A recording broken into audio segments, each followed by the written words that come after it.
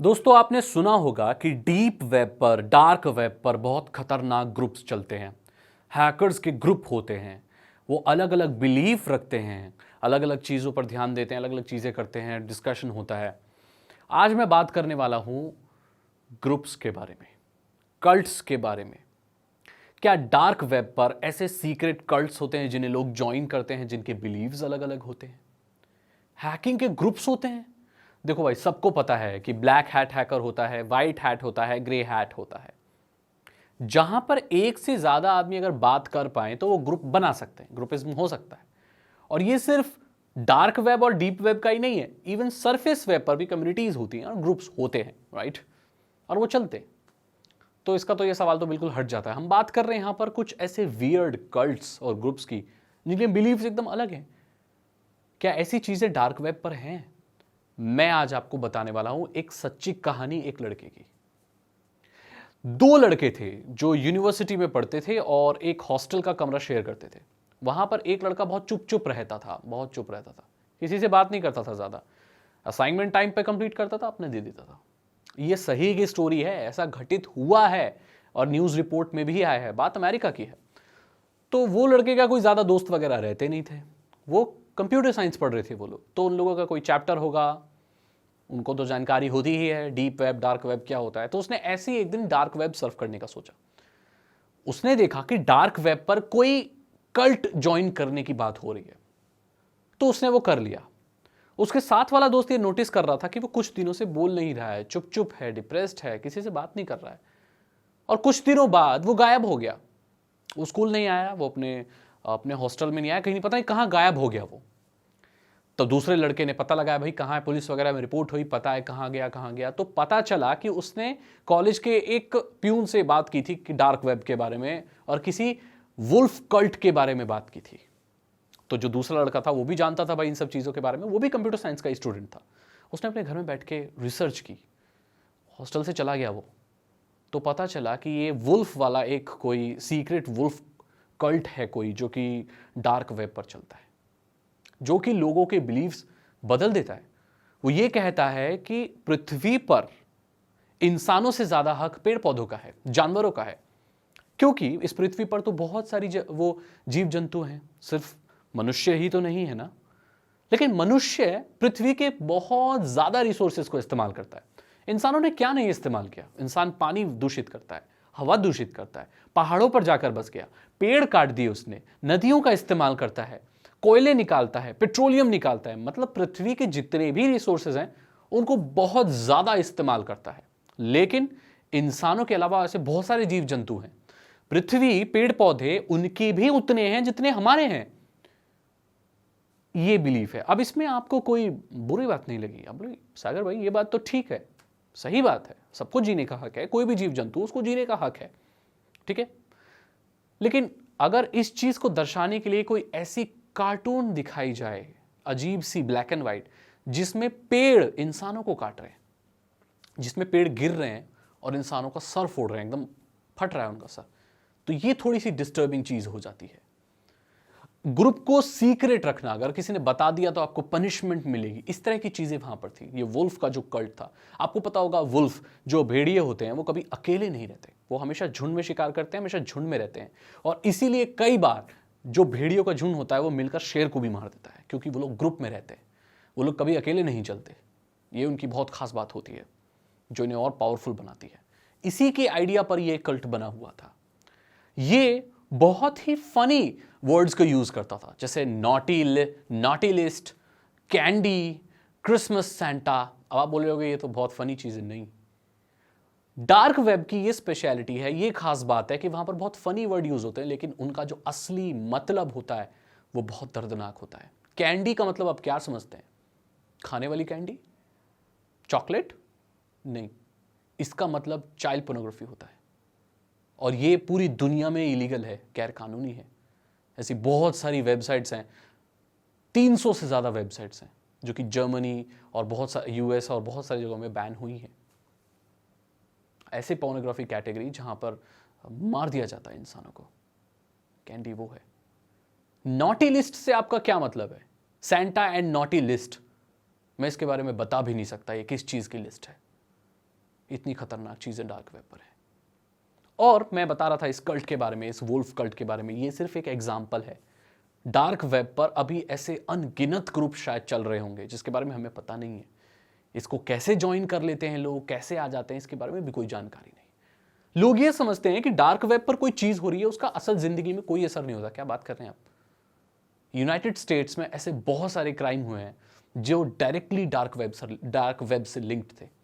So that means dark web पर जो भी चीज ऑपरेट हो रही है उसका असल जिंदगी और असल दुनिया में भी असर देखने को मिलता है। अब कोई इंसान का कोई बिलीफ अलग है, कुछ शैतानी, कुछ अलग क्रिमिनल, वो अपने जैसे अगर माइंडेड लोगों को साथ मिल पाए डार्क वेब पर, तो सोचो इस दुनिया में कितनी खराब चीजें हो सकती हैं। और डार्क वेब पर ये चीजें होती हैं। नॉटी लिस्ट एक हिट लिस्ट है, मतलब किसको टारगेट करना, क्या करना है, वो सारी चीजें।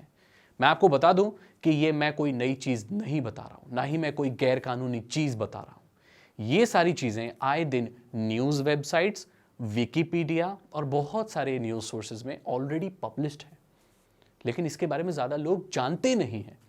क्यों नहीं जानते? क्योंकि ज्यादातर जो डार्क वेब और डीप वेब को एक्सप्लेन करने वाले लोग हैं वो व्यूज के लिए, क्योंकि एक यूट्यूब ही एक जगह है जो डीप वेब और डार्क वेब को और ज्यादा आगे लेकर आया है आम जनता तक।